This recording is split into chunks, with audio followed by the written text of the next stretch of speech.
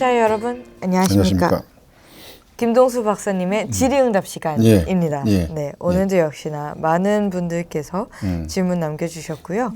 네, 점점 질문의 그 수준이라고 해야 될까요? 어려운 질문들이 달리는 것 같아서 제가 점점 긴장을 하고 있습니다. 그래요? 그러니까 다들 그 일반적인 보다도 또 구체적으로 좀 아시려고 하는 이런 경향들이 많이 보이는데 제 생각엔 질문 답변 시간이 제일 중요한데 그래서 우리가 지금 강의도 하는 건데 제가 앞으로도 매번 말씀드리지만 많은 이런 대부분 문제 관련해서 가리지 말고 평시에 의심 가졌던 문제들 많은 이런 정치, 경제, 군사 뭐 모든 분야에 전반적인 분야에 걸쳐서 그런 질문들을 보내주시면은 우리가 아는 것만큼 성의껏 답변 올리도록 하겠습니다. 네. 도움이 되도록 첫 번째 하겠습니다. 질문부터 가보겠습니다. 최주환 선생님께서요. 박사님의 특강을 잘 보고 있습니다. 다음 방송 때 김정은 시대에 변화된 대남 전략에 대해 좀 더 자세한 내용을 아래와 같이 말씀해 주시면 감사하겠습니다. 대남 기구의 변화, 대남 전략의 변화, 대남 전략 집행기관, 당, 정군, 책임자들의 세대별 의식의 변화. 감사합니다. 이렇게 남겨주셨습니다. 이걸 우리 최주환 선생님께서 보내신 질문은 지난 강의에 7강, 8강에서 녹화했습니다. 이미 지난주에 다 했는데 요거는 이제 이번 주죠. 녹화했는데 요 다음 시간에 나갈 겁니다. 여기 이제 보시면은 대남 기구의 변화, 그 다음에 특히 김정은 시기 대남 전략 변화 이런 것들, 그 다음에 집행 기간 요거에 대해서도 이제 다 들어갔는데 요거는 이제 다 구체적으로 요거 이제 말씀드렸습니다. 그때 강의 때. 그때 참고하시면 될 것 같고. 다만 책임자들의 세대별 의식의 변화가 있을지요? 이게 큰 이 변화가 없습니다. 세대별로. 이게 북한이라는 조직은 워낙 지난 강의에서 제가 말씀드렸지만은 이 3대 세습을 하면서 쭉 해오는 이 70년 해방 이후부터 70년 이상 해오는 3대 세습 기간에 그 조직, 그 체계가 그대로 존재하기 때문에 그리고 대남 전략, 대남 변화, 전술 변화도 그 틀에서 계속 이게 정책적인 대남 정책 안에서 이게 변화, 정책, 전략, 전술 변화지 그 정책 틀은 그저 시종일관합니다. 시종일관 이제 북한이 말하는 것처럼 원칙적인 시종일관한 대남 정책을 추구하고 있다 하는데 그러니까 그 책임자들이 세대별 의식 변화는 있을 수 없는 게 그냥 그 대를 이어 김일성, 김정일, 김정은 대남 정책을 집행하는 이 기간에서 오직 원칙과 잣대로 저기서 말하면 당의 원칙대로 이걸 대남 정책을 집행한다 하는 이 기본 룰이 있기 때문에 변화가 있을 수 없고 세대별 이제 그 간부들은 오직 충성, 철저히 집행하는 과정을 통해서 충성심을 발휘하고 조금 변화가 있다면 이제 이 과잉 충성하는 경우가 많습니다. 이런 경우에 대남 남북 회담 과정에서도 보고 또 이제 폭파하고 뭐 이런 테러 보는데 보게 되면 이 과잉 충성을 김정은이한테 충성을 과잉 충성하기 위해서 남한도 남한이지만 그런 차원에서 이제 도발들을 더 이제 자주 전개할 수도 있고 남한을 이제 남한에 대한 이런 상투적인 이런 비난 공세도 이제 더 높여가는 그런 과정이 이제 더 심화되는 이런 건 볼 수 있습니다. 더 자세한 이야기는 또 강의 시간에 많이 확인해 주시면 좋을 것 같고요. 두 번째 질문입니다. 한솔나무님인데요. 북한의 무력 수준이 5위라는 기준이 무엇인지요? 핵무장 때문입니까? 라고 댓글 남겨주셨습니다. 우선 북한의 이 세계 북한 군사 무력이 5위를 차지하는 이유는 여러 가지가 있습니다. 첫째는 이제 이 병력수입니다. 북한이 인구 비례 이제 군 병력수가 200만으로 봅니다. 200만. 우리 한국이 67만인가 이렇게 되는 것 같은데 북한이 인구 2배면서도 불구하고 북한은 이거 정규군이 200만. 여기 이제 노동조기대까지 포함되는지 그거 같은 정확히 모르겠지만 어쨌든 병력수가 이거 어마어마하고 그 무력, 재래식 무력 보위가 이게 세계적으로 이제 제가 그 리스트를 한번 쫙 다 봤는데 세계적으로 그 양이 재래식 무기 양이 미사일 그 다음에 이제 그 다단계 핵을 빼놓고 핵 빼놓고 네. 이제 재래식 무기들 다단계 포라든가 이런 것들이 저 세계적으로 또 잠수함이나 이런 각종 이런 해군 무력, 공군 무력, 육군 무력 이것들이 세계적으로 그 군사 조직을 평가하는 기구에서 분석한 데는 이게 또 세계 5에 들어가고 마지막으로 핵까지도 이거 지금 뭐 자타가 다 인정하듯이 미국도 인정하고 북한도 지금 인정하듯이 핵보유국이라고 지금 미국은 이제 공식적으로 인정을 안 하지만 비공식적으로 보면 북한이 완성했다고 지금 보고 있는데 무조건 포기하라고 하는데 이 핵무력까지 이제 가해지면서 이게 세계 5위가 됐습니다. 5위 국으로 무력을 가진 국가를 만들자니까 얼마나 많은 저게 이제 외화가 들어가고 피와 땀이 짜내서 저걸 노동자 농민들을 저거 이제 군수공장들에서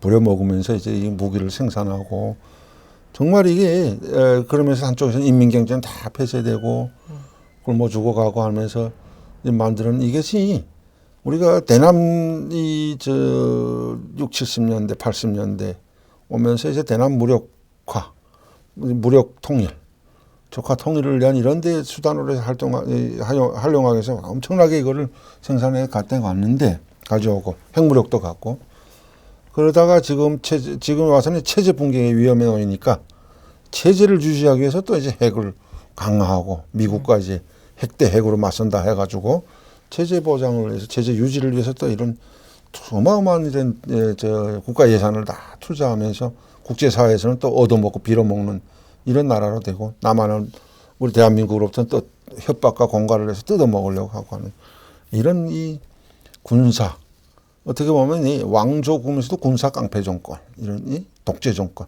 군사 독재 정권이라고 우리가 이걸 북한을 이제 많은 전문가들이 이제 평가하고 있는 게 그래서 그러는 겁니다. 사실 이 핵 무장의 핵이 완성됐다라는 거를 미국에서 공식적으로 인정할 수가 없잖아요. 네. 그렇기 때문에인지는 모르겠지만 저도 이게 궁금해서 조금 찾아봤거든요. 네. 구글에 2021년 세계 군사력 순위를 정리해 놓은 표가 네, 있었습니다.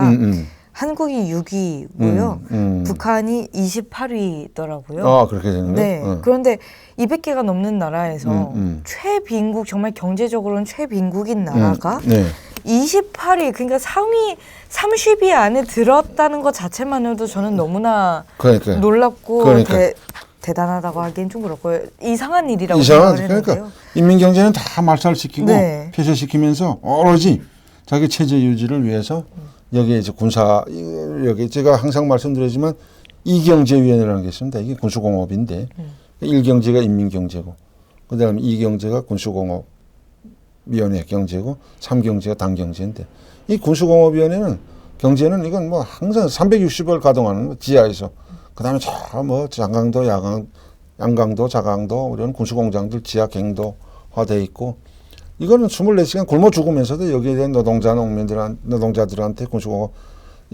대우 이 사람들은 뭐 엄청 대우를 해주면서 또 각종 이런 그 들어가는 이런 군사 무기 만드는 데 필요한 이런 기술들과 그다음에 자재 북한에서 자체로 생산할 수 없는 것들은 해외에서 그 원자재들을 수입하고 몰래 제재 속에서 감춰서 비밀리에 또 이걸 밀수해서 들어와서 핵을 만들어 가는 이거는 뭐죠? 365일 낮이나 밤이나 가동되는 겁니다. 그러니까 가장 첫째는 이 미국에 이제 대항 맞서겠다는 거고, 그 다음에 이제 대한민국을 이제 위협하는 거고, 세 번째는 가장 중요한 것이 내부 체제 유지.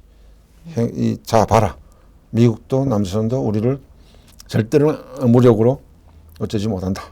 그러니까 너희는 영원히 이 김일성, 김정일, 김정은 3대 세습 체제에서 국가에 복종하면서 무조건 살아야 된다 하는 걸 이걸 또 내부 결속용으로 이걸 과시용으로 하면서 이게 강화하다 나니까 이렇게 된 지경입니다. 네. 사실 몇 위가 중요한 것이 아니라요. 핵무장을 했다라는 것이 그게 또 이제 중요한 포인트인 것 엄청난 같습니다. 네. 그러니까 이게 핵무기는요.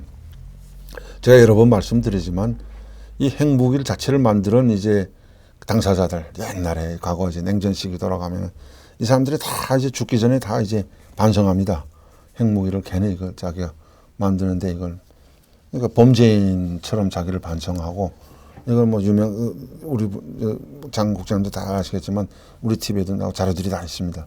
근데 어쩔 수 없이 냉전 시대에 만들어진 게 이게 지금 보유국이 5개로 인정되어 있는데 그리고 거기에 이제 인도나 파키스탄 같이 합해서 8개국인가 이제 핵보유국으로 이건 인정되어 있기 때문에 이 이상은 더 확장되면 안 된다.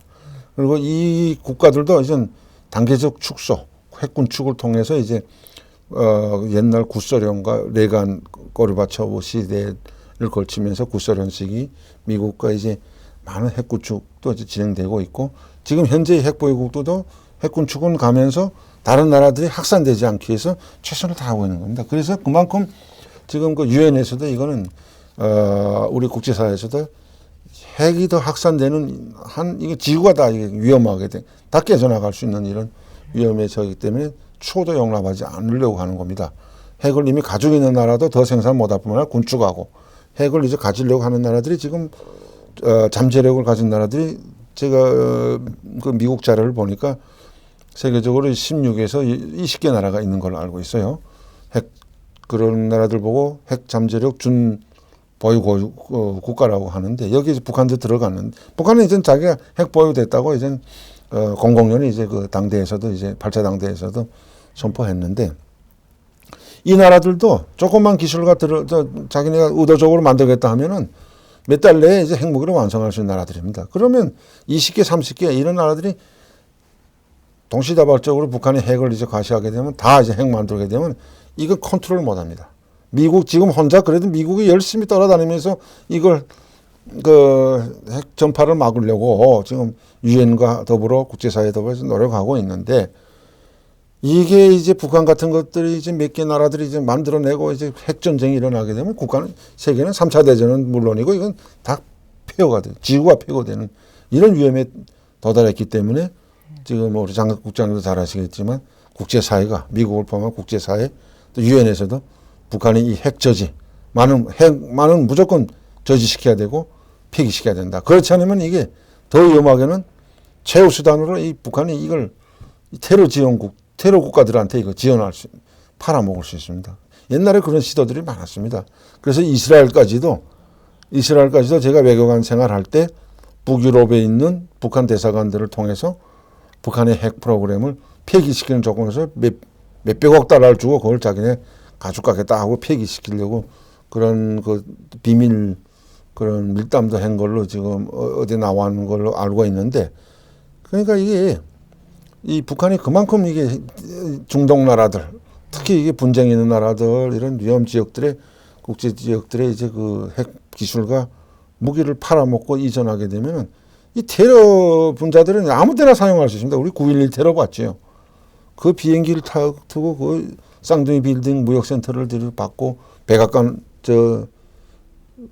미 국방부를 지금 받고 백악관도 이제 들어갔던데 그건 이제 실패했는데 거기 알라시니하고서는 그 신을 믿고 지금 막 쳐들어가니까 이거 이제 중동 이런 나라들의 이제 테러 그 그룹 집단에 들어가게 되면 이게 큰 문제입니다. 그러니까 지금 사활을 걸고 국제사회가 이 북한의 핵 저지 무기 보유국 이거를 저지하기 위해서 그렇게 이제 지금 노력하고 있고 특히 바이든 정부는 더 할 겁니다. 앞으로 이제는 트럼프 정부와 같이 이제 다 겪어보았기 때문에 지금 북한은 더 이상 이제 포기하고 폐기할 의지가 없을 거다 하고 이제 더 강압적으로 이제 북한을 다뤄나갈 것 같은데 특히 이제 미국은 지금 미국 국민들 절대 다수가 미국 본토가 북한이 핵 ICBM 사정권에 들어갔다는 걸 알고 있기 때문에 이제 북한이 이 핵 도발이라든가 이런 데서는 추호도 양보 없이 이제 강하게 대응할 것으로 이제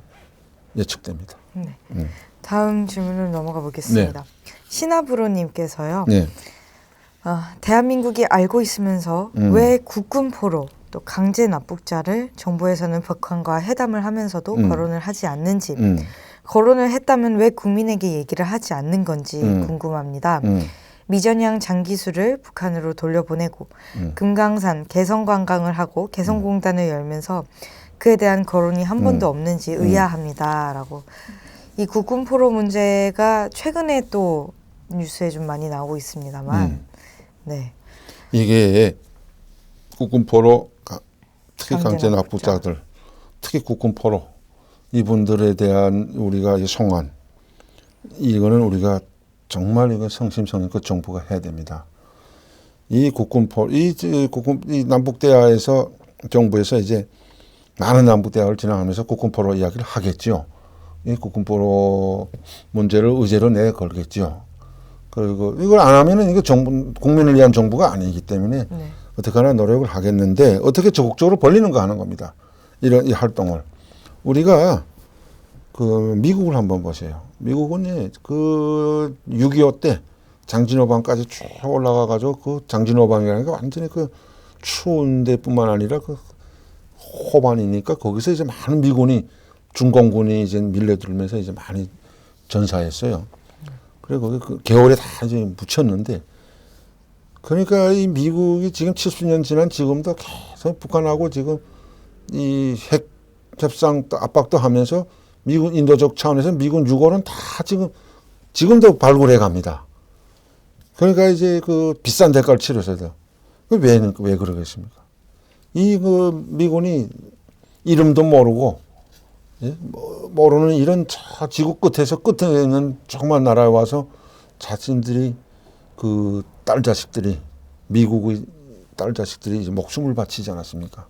오로지 자유민주주의를 체질을 해서 대한민국을 수호하기 위해서 정말 그 유엔군 미국을 포함한 유엔군들이 들어와서 그 장진호방까지 올라가서 그 추운 겨울에 이제 거기서 이 싸우다가 전사한 그 사람들이 영혼까지 꼭 가져가려고 찾아가는 것이 도리라고 생각하고 미국 정부나 국민들이 상당히 대단한 게 저도 그 느끼는 게 이 미국이 그게 참 그 우수한 점 같습니다. 우리 그 대한민국뿐만 아니라 이제 중동이나 이런 데 세계 질서 평화 유지를 하다가 사망한 이런 전사자들을 얼마나 정부적으로 대우를 잘해주고 그 가족뿐만 아니라 후손까지도 그 예우를 갖추고 국가적인 보호원과 또 이제 대우를 잘해주는데 우리가 이걸 꼭 배워야 됩니다.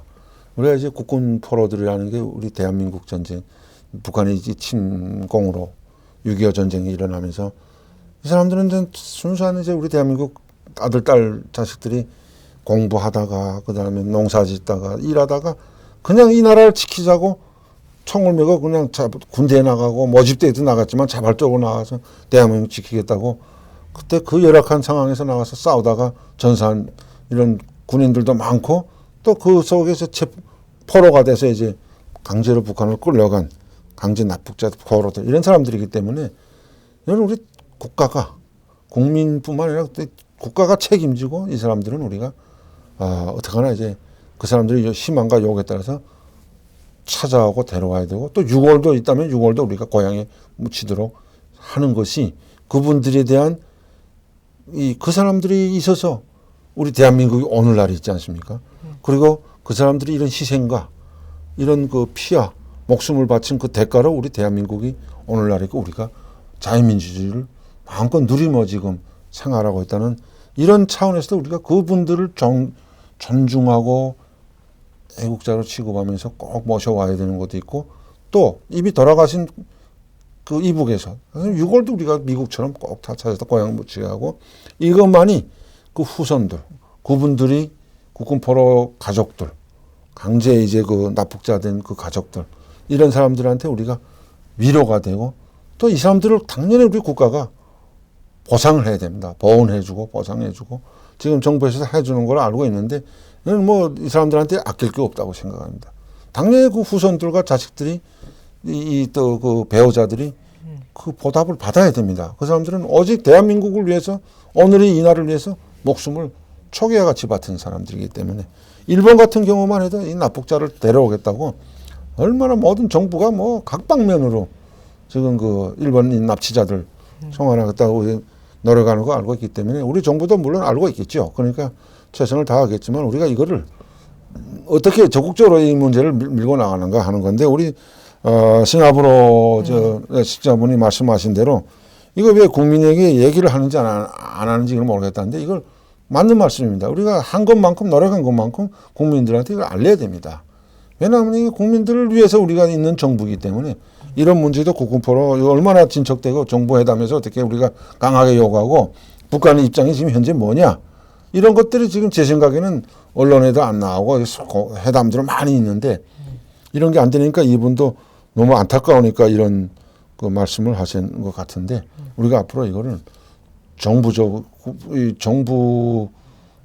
비정부 회담들에서 북한 남북 회담에서 우선적으로 이런 문제는 우리 다뤄나가는. 그래서 제가 전번 강의에서도 무조건 갖다 퍼주기식이 아니라 주고받고 조건. 이 독일 같은 옛날 독일 동독 서독이 통일되기 전에도 서독 같은 경우는 독일에 항상 물자 지원을 하면서도 다 받아냈습니다. 심지어 정치범 수용석한 동독에는 그런 사람까지도 다 돈 주고 자 이게 말은 석방시켜서 서독으로 데려가고 이런 그런 활동을 그 1차적인 활동으로 진행했거든요. 서독 정부도. 그러니까 우리가 이런 그 활동은 이 사람들이 그 목숨을 바친 조국을 위해서 목숨을 바친 이런 사람들에 대한 보답을 해야 되기 때문에 이거는 당연히 이 큰 도리를 가지고 이제 신하브로 선생님이 말씀한 대로 진행해야 됩니다. 네, 박사님께서 이제 미전양 장기수 잠깐 네네. 그 이제 말씀하셨는데, 네네. 요걸 내가 지금 깜빡했는데 미전양 장기수를 제가 한국에 오니까 몇 년 있다가 이제 그때 막 이게 논쟁이 심하더라고요. 보내야 된다는 사람, 보내지 말아야 된다는 사람. 결국은 이제 보냈는데 제 생각에는 그 뭐 반반이라고 봅니다. 그런데 그 사람들이 요구가 하도 그러니까 거기까지 우리가 그 아랑을 펼쳐서 보냈는데 최근에 온 그 탈북 엘리트들 말을 들어보면은 그 사람들이 그때 여기서 해방 이후에 그다음에 6.25 때라서 이제 전향 안 하고 체포돼서 쭉 해오다 나니까 북한을 상상하는 게 그때 북한을 많이 상상한 겁니다. 네. 그게 해방 이후나 6.25 때만 해도 북한은 그만하면 뭐 이런 독재, 유일사상체계, 율적 지도 체제한 이런 그런 독재까지는 안 가고 그 탄압은 많이 했지만 그렇지만은 그래도 그때는 좀 순수한 게 있고 농사도 좀 짓고 뭐 자유롭고 뭐 이런 그 생각을 하고 이제 갔는데 발언도 막 그때는 뭐 50년대 45년 40년대 뭐 50년대 60년대는 뭐 말도 뭐 자유롭게 다 하고 근데 이 사람들 속에는 항상 그 생각이거든요. 그때는 또 북한이 먹고 살만도 했고 가보니까 지금 고난의 현금을 겪으면서 나라가 뭐 완전히 엉망이 됐는데 엘리트들이 탈북한 엘리트들이 말하는데 가자마자 집들은 다 줬답니다. 중앙당 부부장급 집을 뭐 2~3칸짜리들 주고 그리고 그 배우자가 없는 사람들은 다 과부 여자들이라면서 결혼도 시켜주고 했는데 이 사람들이 가서부터 하는 게 다 당조직 생활을 해야 됩니다. 생활청화하고 나서 당 학습을 해. 그 나이에 북한은 뭐 죽을 때까지 조직 생활을 해야 되니까 학습해야 되지. 제일 힘든 거는 여기서 재산이 없어서 그냥 간 사람들 가서 다 먹여 살리겠지 하고 간 사람들은 외화가 없으면 완전 거지나 같으니까 그것도 이제 몇 해는 국가에서 뭘 정무원에서 정무원에서 뭘 좀 부식물도 후반 공급해주고 하던 게 다 잘리고 뭐 고난의 현금 겪으면 하다 보니까 많이 뭐 영양실조로 죽은 사람도 있고 또 이제 여자들도 갔다가 다 달아나고 돈이 없으니까 그나마 돈 좀 가지고 올라간 장기수들도 있답니다. 이 사람들도 이제 그 돈 가지고 이제 그 사람들 그 가지고 그때 쌀도 사 먹고 하는데 아마 그 사람들이 많은 분 중에 후회하는 사람이 많답니다. 대한민국 같이 생각하고 올라갔는데 발언의 자유. 그런데 그 다음에 이제 풍족한 이제 먹고 사는 하루 3끼 먹으면 풍족하게 먹는다고 그때 자기네 그 여기 남한에 파견 할 때 그때 생각을 하면서 전향했는데 가보니까 이게 오늘날의 북한은 완전히 지역이 국가로 되어 있는 걸 보고 한탄을 하고 하는 사람들이 많았다는 걸 그 분야에 있는 대남 사업부에 있다 그 군마다 온 사람이 그 이야기를 하더라고요 저한테. 예. 이 국군 포로와 강제 납북자 문제를 그러니까 방금 박사님께서 말씀하셨지만 사실 내부 이제 꼭 남북 정상회담이 아니더라도 회담을 이제 비공개적으로 조금 한다고 하셨습니다. 다만 이거를 이제 국민에게 왜 얘기를 하지 않는 건지 이 부분에 대해서는 뭐 밝혀야 된다라고 계속 말씀을 해주고 계시고요. 이게 뭔가 정리된 거나 어떤 결과물이 없기 때문에 얘기를 못하는 건 아닐까요? 그런 것도 있겠죠. 그런 네. 것도 있고 특히 북한이 저 정권이 문제인데 저놈의 북한 정권은 지금 국군 포로는 없다. 다 자발적으로 이제 월북했고 또 다 자기들 희망에 따라서 월북해서 지금 자유롭게 여기서 공민권을 가지고 사는데 무슨 국군 포로냐. 이게 강제로 트집을 붙여서 그걸 이제 거절해 문정 거절 해담하자 거절하는 그런 것도 있고 뭐 그렇다지만 이건 뭐 북한이 이거 뭐 날조한 건 아는 거고 지금 우리 그 탈북자들 온 중에 국군 포로가 됐던 분들이 또 온 분들이 남한에 와서 모임을 만드는 거 있어요. 네네. 그래서 그 사람들도 제가 만나봤는데 이 사람들 말 들어보면은 국군 포로들 가서 얼마나 천대받고 지방 탄광 강산에 다 집단 배치돼서 그때부터 고생을 하며 그 살아온 그 눈물 나는 이야기를 하면서 지금도 어떻게나 남한하고 좀 손을 닿아가지고 탈북하고 싶어하는 그 심정을 다 낱낱이 이야기하면서 이 사람들이 또 오히려 지금 정부를 대상해서 국군포로 빨리 데려오기 위한 이런 송환하기 위한 이런 그 활동들을 맹렬하게 진행하고 있습니다. 그러니까 이 정부가 이런 그 마음을 알고 이거는 후선순위가 아니라 최우선순위로 아까도 앞에서 쭉 말씀드렸지만 국가를 위해서 싸우다가 포로된 사람들이기 때문에 70년이 지난 지금 이거 우리가 이 국가가 보상해주고 보답해줘야지 이거 어떡합니까? 그러니까 이거를 회담을 모든 회담에 후선에 넣지 말고 주고받기 시기에서 우리가 이거는 일선에 내놓고 이 문제를 다뤄야지 그것도 이걸 실천해야지 이제 뭐냐면 국군 포로들 그 배우자분들이나 이제 나이들 다 연세가 있으시지 않습니까? 네. 그러나 또 그 후손들도 있고 배우자 있고 후손들도 남한에 있기 때문에 그분들에 대한 보답하는 도리라고 생각합니다. 이 국군 포로분들이 살아만 계셔도 지금 연세가 참 많으실 거기 그렇죠. 때문에 엄청나. 이젠 80대 다 넘으시고 이렇게 되는데. 네, 이 부분에 안타까운 있어서는 일입니다. 꼭 변화가 있었으면 네, 좋겠고요. 네, 네. 다음 질문 넘어가 보겠습니다. 네. 우주공상님께서요. 네. 한국에서 남아도는 물자들을 북한의 주민들에게 보낼 수 있는 방법을 연구하고 실천할 방안을 마련해 보길 희망합니다. 네, 하셨습니다. 네. 한국에서 일단 남아도는 물자들 이거를 북한 주민들에게 네. 보내는 방법이랑요. 네. 어떤 물자들을 보내면 좋을지 네. 어떻게 실천할 수 있을지 참 이 질문 하나에 참 많은 생각이 꼬리에 꼬리를 물기 시작하는데요. 우주공상님이 이제 질문하신 이 질문이 아주 포괄적인 질문입니다. 네.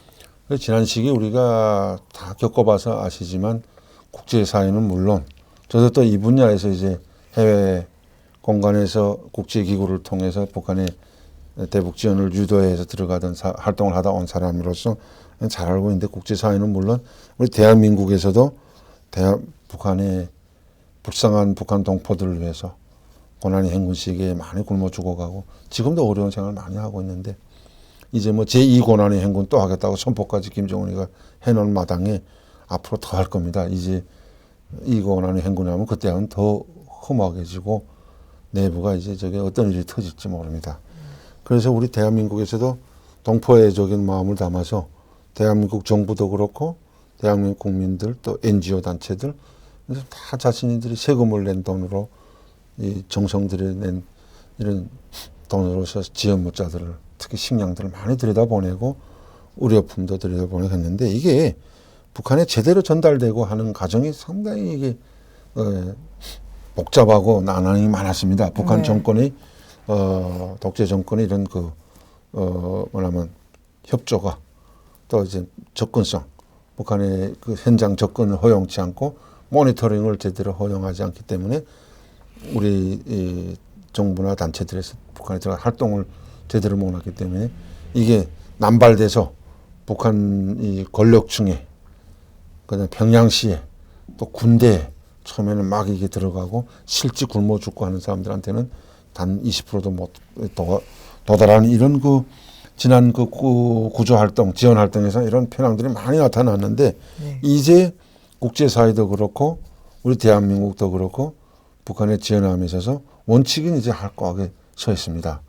그래서 반드시 이거는 북한의 핵 개발이나 고위층 간부들이나 또 평양공화국이라고 하는데 평양공화국에다 이걸 갖다 바치는 게 아니라 실질적으로 굶어 죽어가는 피해 압박을 받고 있는 불쌍한 북한 주민들한테 이게 어떻게 제대로 닿게 하겠는가? 이런 차원에서 우주공상님이 질문을 하셨는데 이게 제가 지금 한 가지 사례를 말씀드리면은 우리 90년대, 2000년대 북한 지원할 때하고 또 정세가 바뀌어졌습니다. 가장 변수가 뭐냐면은 대북 지원에서 인도적 지원에서 가장 큰 장애 에러가 뭐냐면은 미국에 가보아서 제가 아는데 우리 대한민국도 갔을 겁니다. 전문가들의 평가에 의하면 북한이 2001년을 기준으로 핵무력을 완성했다고 합니다. 공포합니다. 저들 자체로. 그리고 이제 우리가 여러 차례 핵실험을 통해서 이제는 김정은이가 당대에서도 7차 당대, 6차 당대, 8차 당대에서도 이제 핵무력, 핵보유국이라고 이제 공공연하게 이제 공포하고 있는데 미국에 제가 가 보니까 미국에 있는 많은 백악관도 제가 가서 비공개 자문회의도 참가했고 또 미국에 있는 정보기관들, 각종 연구소들, 헤리티지 재단이나 브루킹스 연구소, 특히 제가 존스 홈프킨스 대학에 가서는 제가 6개월 동안 또 이제 초빙 교수로도 활동하면서 다 만나본 데 하면은 뭐냐면은 그때하고 90년대, 2000년대하고 달라진 인도적 지원을 하면서 달라진 미국 국민들이 감정이 뭐냐면은 이제 더 주면 안 된다. 북한이 공식적으로 김정은이가 핵 보유국이라고 핵무력을 완성했다고 공포하고 ICBM이 이제는 미국 워싱턴이나 뉴욕까지 이 ICBM으로 날아다가 이제 핵 타격하겠다고 공공연히 협박하는데 여기에 이제 국민이 불안이 이제 극도에 달했다. 미국 국민들. 이건 미국 역사에서 처음입니다. 그리고 미국 역사에서 이렇게 테러 공격이 있었어도 북한같이 핵 공격을 하겠다고 한 거는 미국으로서는 역사상 처음이기 때문에 이거는 최후 이제 담판 회담을 하고 안 되면은 이거는 강제적 군사적 방법으로 억제해야 되겠다. 그러니까 미국의 원래 군사 전략가들, 군사 전쟁 방법이 뭐냐면은 예방 전쟁입니다. 그러니까 공격 당하기 전에 무조건 우리나라를 공격하겠다는 건 가차없이 무조건 비밀의 예방 작살 내버리는 겁니다. 그게 이제 중동에서 이라크나 리비아나 이런 집단들, 이런 데서 테러 집단들을 이제 척결하는 데서 많이 보았는데 북한도 이제 그 리스트에 들어갔습니다. 이건 예방 전쟁도 미국이 비공개로 이제 선포. 했었어야 됐어요. 이제 그 위험까지 도달했기 때문에 미국 국민들은 그렇게까지 지금 주장하고 있는 겁니다. 그렇기 때문에 북한에 이전 지원해서도 안 된다 이겁니다. 왜? 인도적 지원을 하게 되면 북한이 이거는 군수 이건 무력을 완성했다고 여기다 지금 감춰놓고 있고 이제 들어오는 거는 인민경제에 지원이 들어가고 인민들한테 지원이 들어가지만 비상식량 지원 같은 것도 여기가 기름지게 되면 이것이 다 기름이 흘러 들어가서 결국은 이건 더 공고화된다는 겁니다. 여기다 인민경제가 튼튼해지면 이 핵 군수공업은 더욱 튼튼해지기 때문에 이제 이거 민간 차원의 인도적 지원도 이게 고려 대상에 들어가기 때문에 지금 그대로 대한민국이 북한에 지원하는 데 대해서 그 품목을 따져가며 그렇게 이제 신경을 쓰고 있고 특히 유엔 계량이 여기에 다 반영되어 있습니다. 그래서 제 생각에는 이제 우리 우주공상님이 걱정하시는 게 저도 항상 말하지만 북한 독재 정권하고 북한 인민을 항상 갈라서 우리 이제 상대해야 되는데 제일 좋기는 우리가 이 굶어 죽고 이제 고난형까지 또 진행되면 제재가 강화되면 이제 결국은 이제 피해보고 이제 거기에 희생자는 일반 백성 인민들입니다. 지난 고난의 행군 시기처럼 이 꼭대기 20% 이 권력층은 다 또 비대해집니다. 이거는 뭐 승량이 북한 사람들이 탈북자들이나 북한 내부에서도 이제 표현하다시피 승량이하고 요들만 이거 다 남았다. 이건 어떡하나 체제 유지하느라고 살아갑니다. 밑에 피와 땀을 빨아먹어가지고. 그러니까 이제 일반 대중 군중만 인민만 이제 또 이제 아사사가서 굶어 죽게 됐는데 이거 우리가 직접 들고 들어가서 우리 남한 NGO 단체들이나 정부적으로 안 되면 직접 우리가 나눠주는 수밖에 없습니다. 식량. 그것도 무슨 잎살 이런 고급도 요구하는 게 아니고 옥수수 같은 거라도 많이 가지고 가서 우리가 직접 현장에 가서 만나서 주고 모니터링하고 이런 식으로 우리가 이거 왜 이것만 해야 되냐면 특히 의약품 같은 것도 주사 하나 못 맞아서 막 팍팍 쓰러 죽습니다. 영양실조에 걸렸으니까 노인네 어린 애들이 제일 먼저 이제 영양실조로 돌아가는데, 그러니까 우리가 직접 가서 이제 치료도 해주고 이런 거는 우리가 인도적 차원에서 해야 되는데, 지금 핵무력, 핵보유국이라고 지금 저렇게 허세를 부리고 하는 저 마당에 이것도 실현되겠는지 참 이것도 걱정스럽습니다. 네. 참 안타깝습니다. 네. 다음 마지막 질문이고요. 네. 읽어드리겠습니다. 진품명품님께서 또 질문을 남겨주셨는데요. 예, 예. 이상가족 할 때 준 달러까지 뺏어간다니 정말 거지 동네구나. 박사님, 혹시 통일 후에 북한 출신 청년들 군대 가는 거는 어떻게 해야 하세요? 예. 네. 이게 통일 후면은 이 북한 출신, 남한 출신이라는 게 뭐 의미가 있나 싶기도 의미가 하고. 없죠. 네. 그러니까 이제 우리 이제 진품명품 시청자분께서 우리 애청가분인 것 같으신데, 이게 군 복무와 관련해서 상당히 지금 현재로는 조금 복잡합니다. 탈북자들 중에 젊은이들 많이 와가지고 대한민국의 이제 국민으로 돼가지고 이 군대를 나가겠다고 자원하는 사람들이 많습니다. 근데 지금 어떻게 제가 보건대는 이 군의 규정에 따라서 전방이라든가 주요 이런데 군대는 못 나가고, 네. 이 의무병이라 이런 네. 기능 분야라든가 후방 분야에서 이제 군 복무하는 건 승인되는 것 같고, 네. 그리고 웬만한 경우 또 군대 안 나가도 되는 걸로 되어 있는 것 같은데, 여기서 질문한 건 통일 후니까, 네. 통일 후에는 이제 우리가 남한의 규정을 따라야 됩니다. 이제 지금 이제 아시겠지만 북한에서 군 복무 기간이 13년 됐다 10년을 줄었답니다. 10년도 어딥니까? 거죠. 예. 줄어든 게 10년인데 네. 10년이면 어딥니까? 이게 군대 젊은이들 다 군대 나가서 완전히 다 이제 청춘을 다 베립니다. 네. 학교도 대학도 못 가고 또 군 10년 복무하고 제대하면은 집단 또 탄광 강선 배치합니다. 그럼 그 지방에 가서 평생 그렇게 살아야 됩니다. 계급 세탁을 못 하게 돼 있습니다. 이게. 그렇죠. 그러니까 이 사람들이 통일되면요, 지금같이 북한이 10년 이렇게 복무할 그런 필요도 없고, 네. 또 이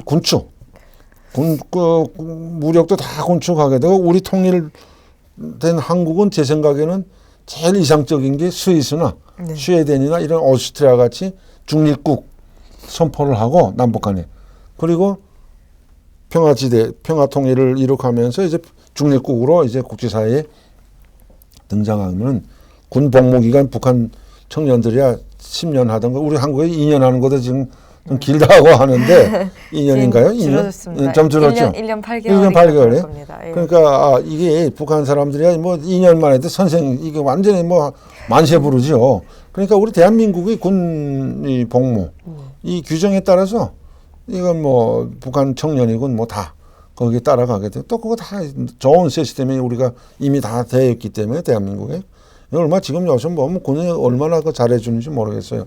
휴대폰까지도 다 사용하고 요새 그 급식 그거 제대로 안 된다고 뉴스에서 좀 몇 군데 나오는데, 오늘 뭐 웬만한 군부대 저도 가보면은 북한이 다니셨습니다. 네, 저도 전현지대도 가보고, 전현지대 나가면 우리 참 군인들이, 제가 이 강의를 통해서 마지막 질문이기 때문에 좀 더 말씀드리면, 제가 가서 감동을 많이 받습니다. 어느 강의에서 제가 말씀드렸듯이 이런 대한민국의 젊은이들이 대한민국을 이제 군대에 나가 지키고 있기 때문에 후방에서 우리 대한민국의 부모님들 또 이런 모든 분들이 이 자유로운 이런 활동들을 하고 있고 행복을 누리고 있구나 하는 걸 느끼는데, 이 군인들이 다 이 군화 다 중무장하고 그렇게 하고 자고 교대하고 합니다. 그 언 땅에다가, 물론 지금 여기는 군 시설이 잘 돼서 군복도 이렇게 배터리 따뜻한 옷 만드는 이런 걸 입고 하지만, 그래도 그 언 땅에다 배를 붙이고 다 숨어 잠복근무 서고 있는 그런 걸 보고, 더군다나 제가 전번에 그 목함 지뢰가 이제 터지면서 발을 잃은 북한이 그 설치한 그게 이제 발을 잃은 군인들이 그걸 다 이제 키부술 치료를 마치고 다시 군에 가겠다고 복무하겠다고 나가고 거기에 또 탄원하고 하는 이런 그 대한민국 젊은이들이 이런 정신 세계를 보고 제가 많이 감동되고 있는데, 참 우리가 이런 데서 이제 우리 대한민국이 위대하고 강력하구나. 그래서 자유민주주의 체제가 더 힘있고 북한을 압도할 수밖에 없구나 하는 이런 저도 이제 느낌을 많이 배우고 있는데 통일되면은 이제 우리가 군도 막 대충 이제 축소하고 또 중립국 선포해놓고 하면은 그 다음부터는 이제 우리가 뭐 북한 젊은이들이나 군본부 생활하는 게 아마 북한 군인들 우리 대한민국에서 지금 이 시각에 와서 복무해도 낙원이라고 할 겁니다. 이 밥에 고깃국만 먹어도 하루 세 끼 먹어도 이건 자손 이게 만사 오케이라고 할 겁니다. 지금. 네. 그러니까 이런 건 뭐 걱정할 필요는 전혀 없을 것 같습니다. 네. 네. 다만 이제 통일 후에 조금 그 변화가 많을 것이고 많이 어지러울 것 같은데요. 네. 그게 조금 잠잠해지고 정리된 다음에 그 기간은 있죠. 네. 그거는 해야 되지 않을까 싶습니다. 그거는 장 국장님 말씀 정확히 지적해 주셨는데 이 과도기가 꼭 필요합니다. 동독, 서독 이 통일 이유를 봐서도 보면 지금까지도 이제 많은 이제 법적 싸움이 진행되지만 특히 군부나 이런 데서는 더 이제 그때 복잡했는데 여기서 이제 딱 이제 그 동독 정권이 붕괴되니까 딱 흡수되니까 1차적 그 전에 1단계에서 전 단계에서 취한 게 뭐냐면 모든 동독 병사들에게 그 총을 가져오면 총값을 다 물어주고 그다음에 당신들이 제대복을 보시면 거기에 맞는 직급에 따르는 직업을 다 주고 이거 다 약속을 합니다.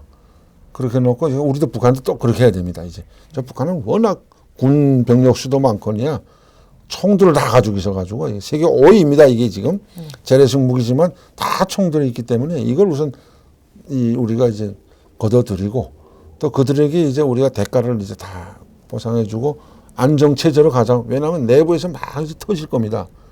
이 동독은 좀 낫지만은 북한은 이게 복수전이 이제 피바다가 내가 언제가 말씀드렸지만 외부에서 이게 진입해서 통제하기 전에 내부에서 완전히 복수전이 벌어집니다. 이제 그 20% 상층 20% 여기에 대한 이제 이 피해받고 다 여기 이제 그 정치범수에서 가서 죽은 사람들 또 반당 반해공자 죽은 사람들 고난행군세에 배고파 이 가족 다 연결되어 있습니다. 그러니까 그 사람들 속에는 다 깨알같이 지금 적어놓고 있을 겁니다. 뇌에다. 어느 놈 때문에 어느 군에서는 어느 당연히 어느 놈 보이부 어느 놈 때문에 우리 누가 잡혀가 죽었다. 이 사람들이 무기를 다 감추고 있다가 찾아가서 쏴 죽이고 찔러 죽이고 하는 건 누가 통제를 못합니다. 이게 제 생각에는 1년이 되든 2년이 되든 이자 말씀하신 과도기가 있는데 우리가 이때 잘 이거 통제해서 인명피해를 최소화하면서 우리가 국제사회와 공조해서 특히 중국, 일본 가도 우리 주변 대국들 가도 이제 미국, 러시아, 중국, 일본 가도 협력해서 북한 내부를 빨리 안정시키는 이 방향으로 나가고 그 다음에 이제 이 군복무라든가 이런 거는 2단계, 3단계에서 우리가 점차적으로 대한민국에 자연히 이 시스템에 적응되도록 우리 탈북자들이 지금 적응하듯이 그렇죠. 그 방향으로 나가야 되기 때문에 이 북한 청년들 뭐 대한민국 군복무하는 것에 대해서는 큰 걱정 안 해도 될 것 같습니다. 알겠습니다. 오늘도 어느덧 강의 시간이 다 되어서요. 네, 오늘 5분의 질문 모두 답변을 해주셨고요.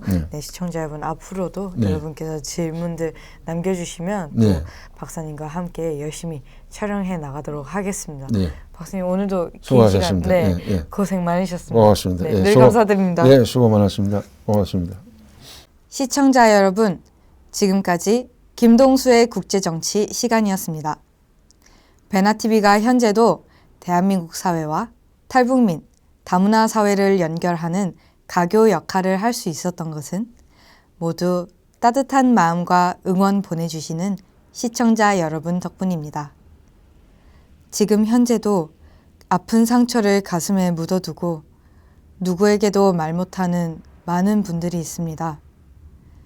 베나TV가 그런 분들을 위해 친정집처럼 마음을 허물없이 털어놓을 수 있는 소통의 장이 될 수 있도록 여러분의 많은 응원과 후원 부탁드립니다.